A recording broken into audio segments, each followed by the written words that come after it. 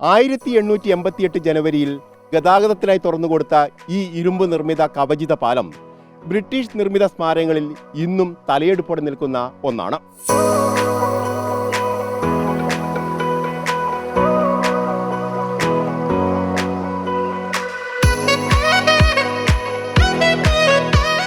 ഫറൂഖ് പഴയ പാലം ഇനി മിന്നിത്തിളങ്ങും. പാലങ്ങൾ വിനോദസഞ്ചാര ഹബ്ബുകളാക്കി മാറ്റുന്നതിനായാണ് അലങ്കരിക്കുന്നത്. ഫറൂഖ് പാലത്തിൽ വൈദ്യുത വിളക്കുകൾ സ്ഥാപിച്ചതോടെ സഞ്ചാരികളുടെ ഒഴുക്ക് ആരംഭിച്ചു.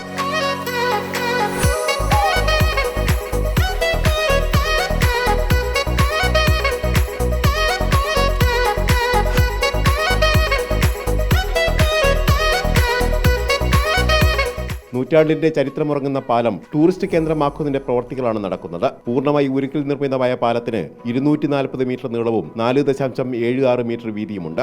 ഇതിന്റെ ഇരുമ്പ് കമാനങ്ങളും മനോഹരമാണ്. പഴമയുടെ പൈതൃകം പേറുന്ന ഫറൂഖിലെ പഴയ പാലം ദീപാലങ്കൃതമാകുന്ന സംസ്ഥാനത്തെ ആദ്യ പാലമെന്ന ഖ്യാതിയാണ് നേടാൻ പോകുന്നത്. പദ്ധതി ചെലവായ 1.5 കോടി രൂപ Kerala road and bridges development corporation അനുവദിച്ചു. പൊതുമരാമത്ത് വകുപ്പ് ഇലക്ട്രിക്കൽ വിഭാഗം വൈദ്യുത വിളക്കുകൾ സ്ഥാപിച്ചു.